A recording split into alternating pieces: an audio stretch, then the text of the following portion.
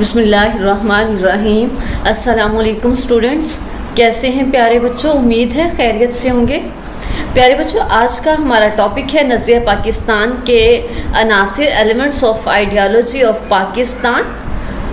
یہ ٹاپک ہمارے پاس as a long question 2 بھی ہے، ہم اس کو لانگ کویسچن کے طور پہ بھی یاد کریں گے، اور اس کے اندر سے کچھ شارٹ کویسچنز بنائے گئے ہیں، آپ شارٹ کویسچنز بھی یاد کریں گے۔ آپ کی آسانی کے لیے میں یہ بتاتی چلوں کہ جو شارٹ کویسچنز بنائے جا چکے ہیں نظریہ پاکستان کے عناصر میں سے وہ ٹوٹل 8 ہیں۔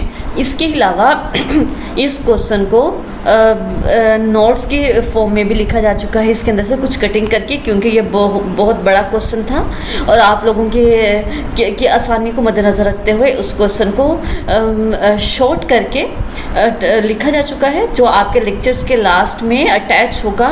آپ سارے بچے وہیں سے ہی اس کو یاد کریں گے، لیکن جو بچے اس کو کمپلیٹ لرن کرنا چاہتے ہیں یہاں سے، تو وہ اس کو یہاں سے کمپلیٹ بھی لرن کر سکتے ہیں۔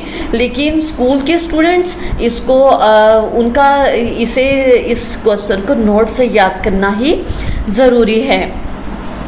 کلیئر؟ آئیے سٹارٹ لیتے ہیں لیکچر کا۔ نظریہ پاکستان کی بنیاد اسلامی نظریہ حیات پر رکھی گئی ہے۔ عقائد، عبادات، قانون کی حکمرانی، اخوت و مساوات اور عدل و انصاف نظریہ پاکستان کے عناصر ہیں۔ نظریہ پاکستان کے عناصر کون کون سے ہیں؟ جن میں وہ عقائد، عبادات، قانون کی حکمرانی، قوت و مساوات اور عدل و انصاف شامل ہیں ان میں، اور ہم ان سب کو تفصیلی پڑھیں گے۔ پہلے ہم دیکھیں گے عقائد۔ عقائد میں کیا چیز شامل ہے؟ عقائد ہوتا ہے آپ کا بلیف، آپ کا یقین۔ وہ اس میں کیا چیز شامل ہے؟ اس میں توحید، رسالت، آخرت، ملائکہ اور الہامی کتابوں پر ایمان لانا شامل ہے، اور عقائد کے مجموعے کو یعنی ان سب پہ عقیدہ رکھنا، ان سب پہ یقین رکھنا ایمان کہلاتا ہے۔ اب باری ہے عقیدہ توحید۔ توحید سے کیا مراد ہے؟ بیٹے توحید سے مراد یہ ہے کہ اللہ تعالیٰ کو ساری کائنات کا خالق مالک ماننا، اس کو ایک ماننا، اس کو یکتا ماننا، اور یہ ماننا کہ اس کا کوئی شریک نہیں اور ہر چیز اس کے علم سے، اور نہ ہی کوئی چیز اس کے علم سے باہر ہے۔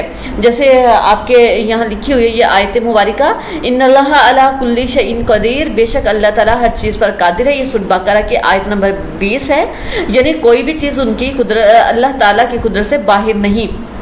اس کے علاوہ انی جاعل فی الارض خلیفۃ، میں زمین پر اپنا نائب بنانے والا ہوں۔ یہ ہے سورۃ بقرہ کی آیت نمبر 30، کہ انسان کو اللہ تعالیٰ نے اپنا نائب بنا کر اس دنیا میں بھیجا، اس کو اللہ تعالیٰ نے اپنی رحمت سے یہ اقتدار دیا، اس کو اپنا نائب بنایا۔ کہ اصل اقتدار کس کا ہے؟ اللہ تعالیٰ کا، کہ وہ اللہ تعالیٰ کے دیے ہوئے اقتدار کو اللہ تعالیٰ کی قائم کردہ حدود کے اندر رہ کر اس کا استعمال کرے۔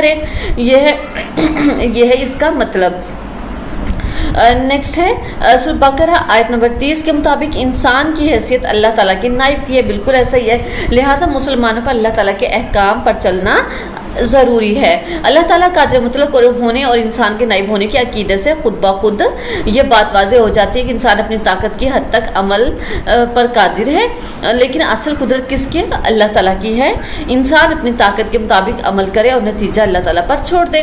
اب ہے عقیدہ رسالت۔ عقیدہ رسالت کا مطلب یہ ہے کہ تمام انبیاء کرام علیہ السلام پر ایمان لانا اور اس بات پہ یقین رکھنا کہ حضرت محمد مصطفیٰ صلی اللہ علیہ وسلم اللہ تبارک و تعالیٰ کے آخری رسول ہیں۔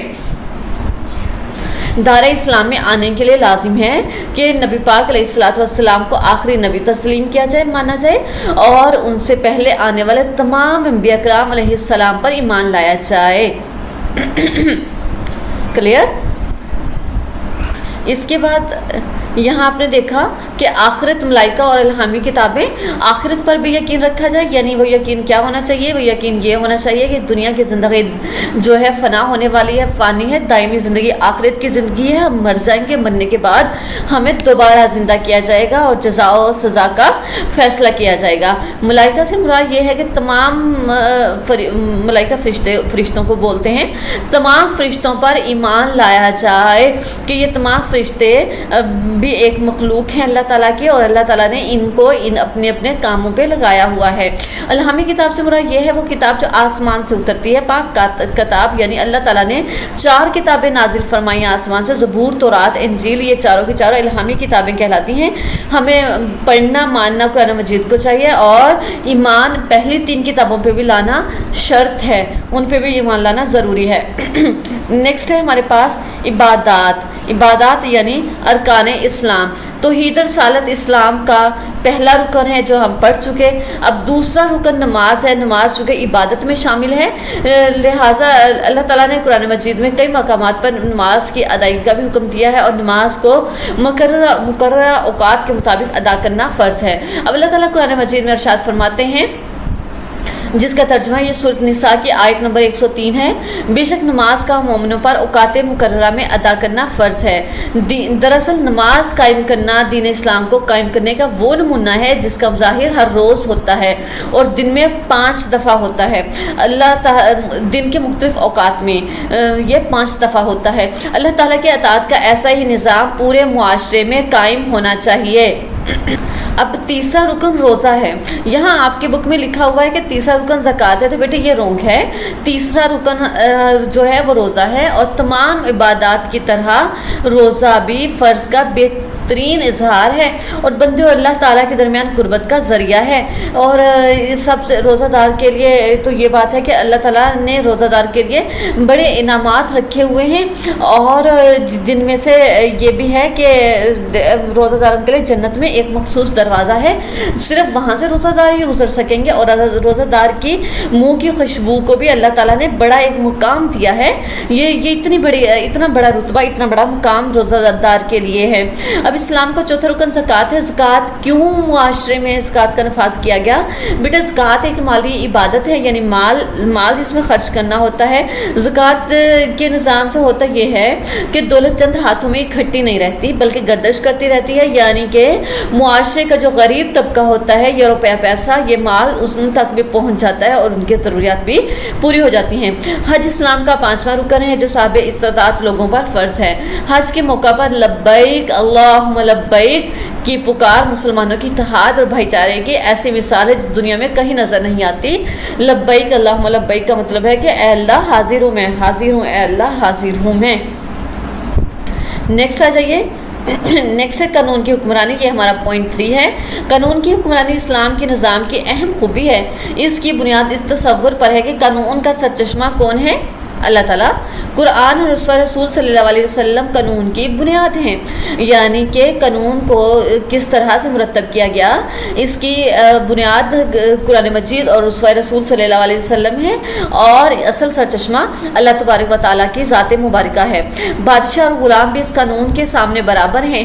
یوں کہا جا سکتا ہے اسلام کے نظام میں جمہوریت کی روح موجود ہے۔ حکمرانوں کو باہمی مشورے کے ذریعے فیصلوں کا پابند کر کے جمہوریت کی مہر لگا دی گئی ہے۔ اب شرط یہ ہے کہ تمام فیصلے قرآن و سنت کی روشنی میں ہوں۔ اخوت و مساوات ہمارا 4 پوائنٹ ہے۔ ایکولیٹی اینڈ بردرہڈ، اس میں ہم ایکولیٹی اور بردرہڈ کو ہم ذرا سیپریٹ دیکھیں گے۔ پہلے ہم بات کریں گے اخوت کی۔ اخوت بیٹے کہتے ہیں بھائی چارے کو، مساوات کہتے ہیں برابری کو، لیکن پہلے ہم بھائی چارے کو دیکھیں گے، اخوت کو دیکھیں گے۔ اسلامی معاشرے میں اخوت و مساوات کو خاص اہمیت حاصل ہے۔ یاد رہے کوئی بھی معاشرہ بغیر اخوت و مساوات کے پروان نہیں چڑھتا۔ اگر آپ کسی معاشرے کی بنیادیں مضبوط کرنا چاہتے ہیں تو آپ کو چاہیے کہ اس کے اندر اخوت و مساوات کو پروان چڑھائیں۔ مدینہ منورہ میں اسلام میں جب اسلامی حکومت قائم ہوتی ہے، اس میں اخوت و مساوات کی ایسی مثال قائم ہوتی ہے جو رہتی دنیا تک قائم رہے گی۔ آج بھی اسلامی معاشرہ اسی اخوت و بھائی چارے اور مساوات کا تقاضا کرتا ہے جو مواخات مدینہ میں نظر آتی ہے۔ کیا ہوا تھا تب؟ نبی پاک علیہ الصلوۃ والسلام نے ایک مہاجر کا ایک انصار کے ہاتھ میں ہاتھ دے کر کہا تھا آج تم دونوں بھائی ہو۔ اور پھر ہم پڑھتے ہیں، ہم دیکھتے ہیں تاریخ میں کہ ان دو جن کو بھائی بنایا انہوں نے ایک دوسرے کو کس طرح سے سپورٹ کیا۔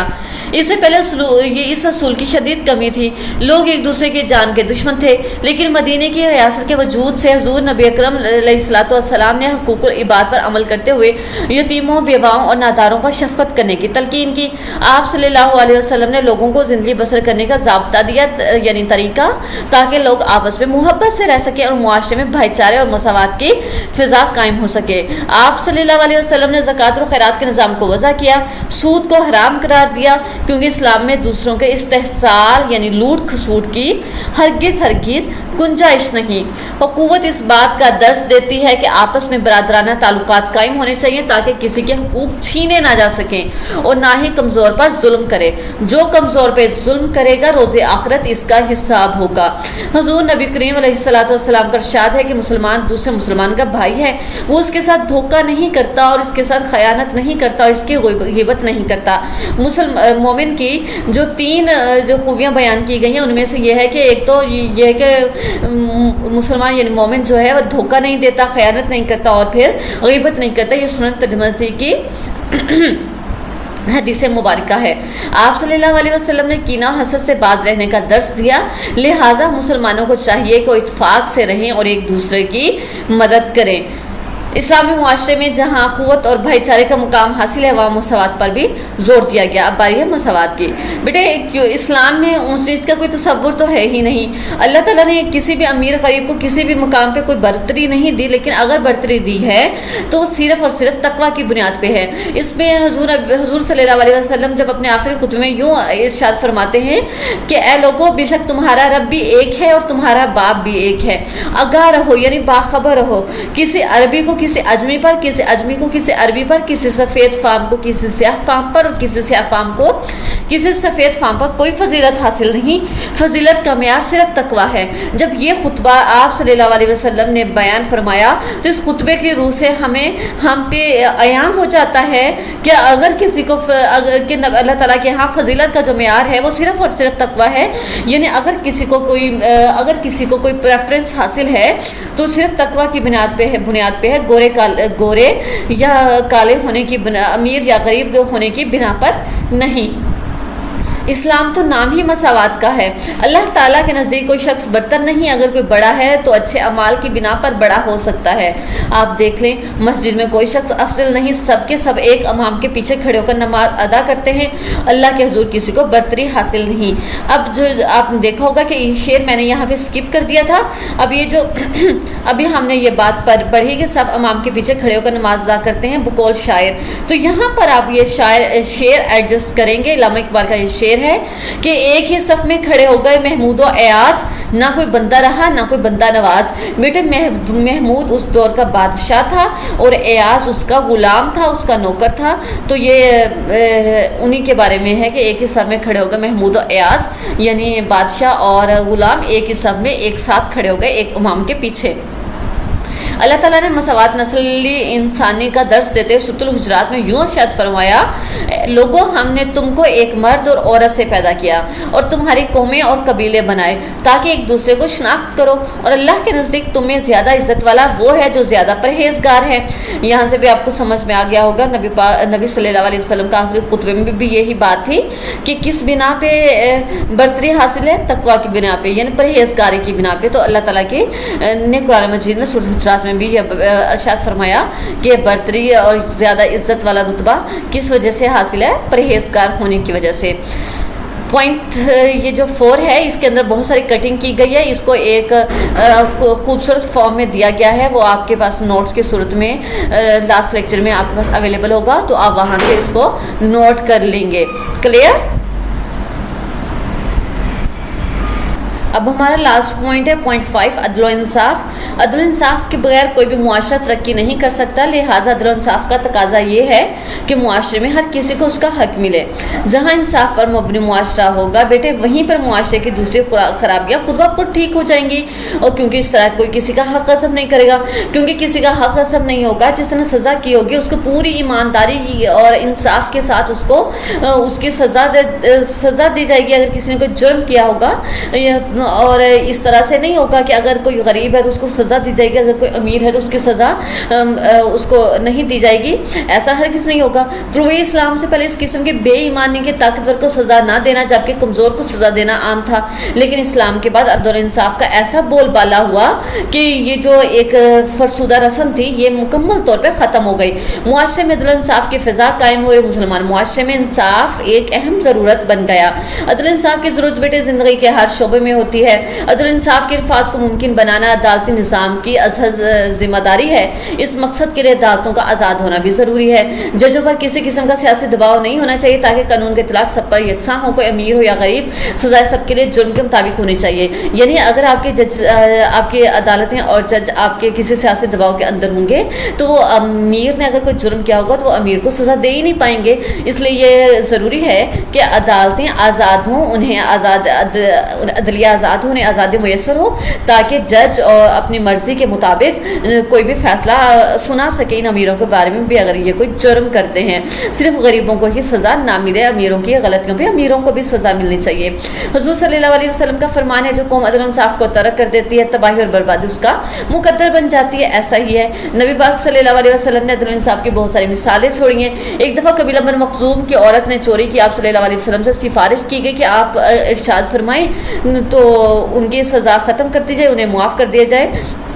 تو آپ صلی اللہ علیہ وسلم نے کیا خوبصورت بات فرمائی کہ تم سے پہلے قومیں اسی لیے تباہ و برباد ہو گئی کہ ان میں جب کوئی بڑا آدمی جرم کرتا تھا تو اسے سزا نہیں دی جاتی تھی، اور اگر کوئی چھوٹا آدمی جرم کرتا تھا تو اس پر حد لاگو کر دی جاتی تھی۔ خدا کی قسم اگر فاطمہ بنت محمد صلی اللہ علیہ وسلم بھی چوری کرتی تو میں اس کا بھی ہاتھ کاٹ دیتا۔ یہ صحیح بخاری کی حدیث ہے۔ عدل انصاف کی اہمیت سے انکار نہیں کیا جا سکتا کیونکہ کسی بھی معاشرے میں قانون کی بالادستی سے معاشرہ دن دگنی اور رات چگنی ترقی کرتا ہے۔ پیارے بچوں سمجھ میں آ گیا ہوگا آج ہم نے کیا پڑھا۔ آج ہم نے دیکھا نظریہ پاکستان کے عناصر جن میں ہم نے عقائد، عبادات یعنی ارکان اسلام، قانون کی حکمرانی اور قوت و مساوات اور عدل و انصاف کے بارے میں ڈیٹیل سے پڑھا۔ پیارے بچوں میں نے لیکچر کے سٹارٹ میں بات کی تھی کہ آپ کے لیے کچھ کوسچنز بنائے گئے ہیں اس ٹاپک سے جن کو آپ نے ہر صورت کرنا ہوگا، تو یہ آپ کو سکرین پہ نظر بھی آ رہے ہوں گے۔ سوال نمبر 8 سے ہے توحید سے کیا مراد ہے۔ سوال نمبر 9 ان اللہ علی کل شیء قدیر کا ترجمہ لکھیں۔ عقیدہ رسالت کا مطلب بیان کیجیے۔ اخوت کے بارے میں حضور صلی اللہ علیہ وسلم کا کیا ارشاد ہے۔ ارکان اسلام کتنے ہیں، نام تحریر کریں۔ ایمان کسے کہتے ہیں، اور زکوٰۃ ادا کرنا کیوں ضروری ہے، حج کن لوگوں پر فرض ہے۔ آپ ان کوسچنز کے آنسرز اپنے نوٹس پہ لکھیں گے اور ان کو لرن کریں گے۔ یہ کوسچنز لیکچر کے لاسٹ میں اٹیچ کر دیے جائیں گے۔ کلیئر؟ اور جو بات میں نے کی تھی لانگ کوسچن کی کہ آپ کے پاس نوٹس کی صورت میں اویلیبل ہوگا، تو وہ بیٹے یہ ہے آپ کے پاس اویلیبل یہ ہوگا لیکچر کے لاسٹ میں۔ تو آپ بہت سارے بچے اس کا پرنٹ بھی نکلوا سکتے ہیں، اس کو رائٹ بھی کر سکتے ہیں۔ تو اس طرح سے آپ نے اس کو یہیں سے یاد کرنا ہے، کیونکہ یہاں ایک اس کو اسپیسیفک فارم میں یہاں رائٹ کر دیا گیا ہے، آپ اس کو یہیں سے دیکھ کے لرن کریں گے۔ ٹھیک ہے، امید ہے سمجھ میں آ گئی ہوگی بات۔ اگر کوئی پوائنٹ سمجھ میں نہیں آیا ہوگا تو بیٹے آپ مجھ سے پوچھ سکتے ہیں۔ پوچھنے کا طریقہ کار کیا ہے، واٹس ایپ گروپ میں پوچھ سکتے ہیں اور کمنٹ باکس میں بھی پوچھ سکتے ہیں۔ پھر ملیں گے نیکسٹ لیکچر میں، تب تک کے لیے بیٹے آپ اپنا خیال رکھیں گے۔ اللہ حافظ۔